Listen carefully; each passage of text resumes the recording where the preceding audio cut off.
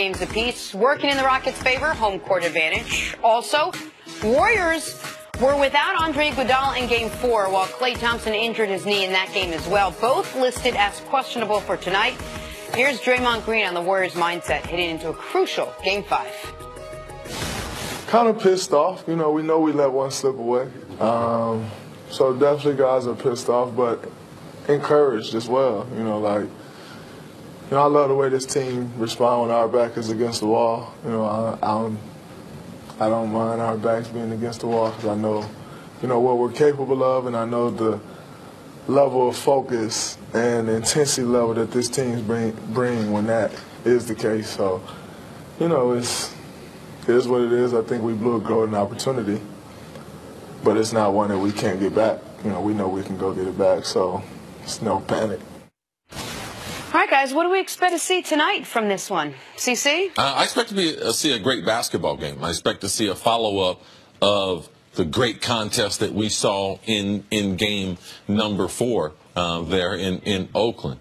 The energy of the crowd in Houston is going to be very, very important. I just went back to game number 4 where Golden State got out to that big lead and wasn't able to get 18, 20-point lead. I'm interested to see how they respond. Now we're down to the best 2 or 3. Momentum is clearly in Houston's favor. Game number 1, I think they took that for granted, and they got smacked by the Warriors. You have to realize the champion is injured, not knocked out, just injured. So beware of that, and I expect immediately for Houston and the crowd to give them the type of welcome that a championship. These are the types of things that you build a championship off of. They shortened the season to what they want. Now it is basically a best of 3 series. The way the organization has talked about, you have it.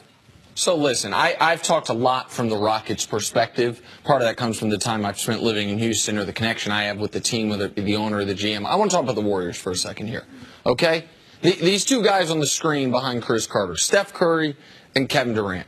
That's 3 of the last 4 awarded MVPs. Those are guys that I think most people consider that when it's all said and done will go down as 2 of the 25 best players in the history of the sport. Most people consider them 2 of the 3 best players in the sport active today. Both those guys were disastrous for their team in the 4th quarter of Game 4, their biggest game of the season. Steph was 1 of 8. KD was 1 for 5, and his biggest miss was the shot he didn't take at the end of that game when Steph didn't even get the ball at the end of that game. This is also the first time since the Warriors acquired Kevin Durant they've played a game with any real stakes. You can say, oh, well, what about the NBA Finals? Man, they were the heavy favorites. They dominated Game 1. They dominated Game 2. Even if the one close game in the Finals, Game 3, even if they lose that, they're still up 2-1. I guess you could say that had some stakes, but this is the most adversity this team as a unit, as the current iteration of the Warriors has faced. I would argue it's the only adversity this iteration of the Warriors have faced. I want to see how they show up. Is Steph Curry going to be more than a 3rd quarter player, as he's been in this series? Is Kevin Durant going to be able to continue his dominant isolation scoring, but not do what he did in the first 2 games, which is 75 points with 1 assist? Is KD going to take on the challenge with Iggy either out or hampered? Guess what? I'm going to be the 2-way guy that I was at the beginning of the year. Dominant defender and dominant scorer. Those are the guys I want to watch tonight. Those are the guys I want to see tonight. How much of the way Game 4 ended with KD not taking that shot, does that help them or does that hurt them? Does that motivate KD to get right back out there? Or was it deflating in that they had that game locked up in the 3rd quarter and let it slip away? I believe it plays on their psyche. When you start questioning what you're doing on the court in pressure situation, then your judgment, your timing, are you natural? Are you thinking about what happened? All those things can be real, but Kevin Durant is a great prolific scorer. You can't get that possession back. All they can just try to do is win this game. If they're able to win this game, they're still in the same position that they were in.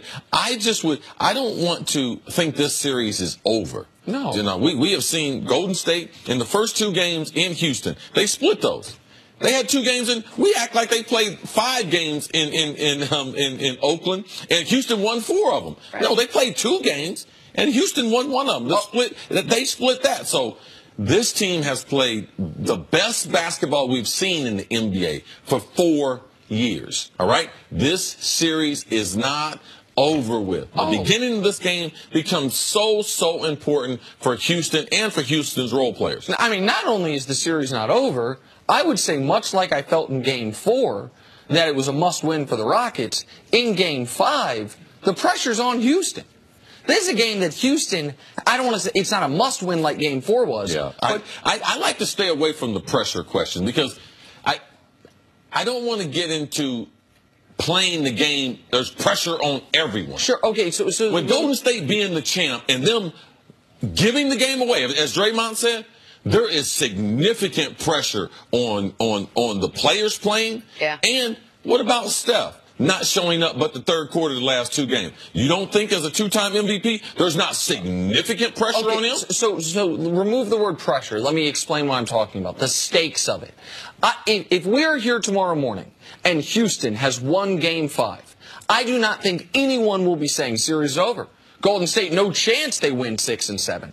If Golden State wins Game 5, I think most people will feel, okay, this thing's going to end in 6. They're going to go back to Oracle and win this series in 6. That's the point that I'm making. This is much like I thought last night was a game Boston really needed more than Cleveland did, and Boston played like it. This is a game that I think Houston needs more than Golden State. If Houston, this series is gone, Golden State, Houston, Golden State, Houston. Nobody's won back-to-back games. Golden State also... Yeah, I would argue that because if Houston wins, or if they're leading most of this game, you said this is the first real pressure Golden State has? If that's true, this would be the first time they've really been down, and do they start to think, you know something, Houston might be better than us. And if that's the first time, it's more important than for Golden State if that happens. Okay. Does that make sense? No, it absolutely makes sense. I think that the Warriors have a belief of themselves that is not going to be shattered or waver unless they lose. Look, I have a guy I was associated with knowing, his name's Buster Douglas. He pulled off one of the greatest upsets in the history. Columbus, Ohio guy.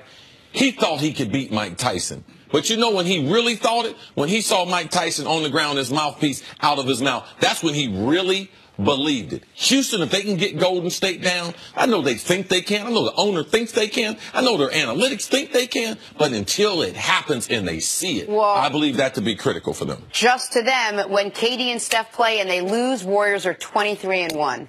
The next game. The next game. Yep. Coming up, that was over the last 2 years. Coming up, does LeBron have enough left in the tank to carry the Cavs to the finals? Woo! Next on First Things First.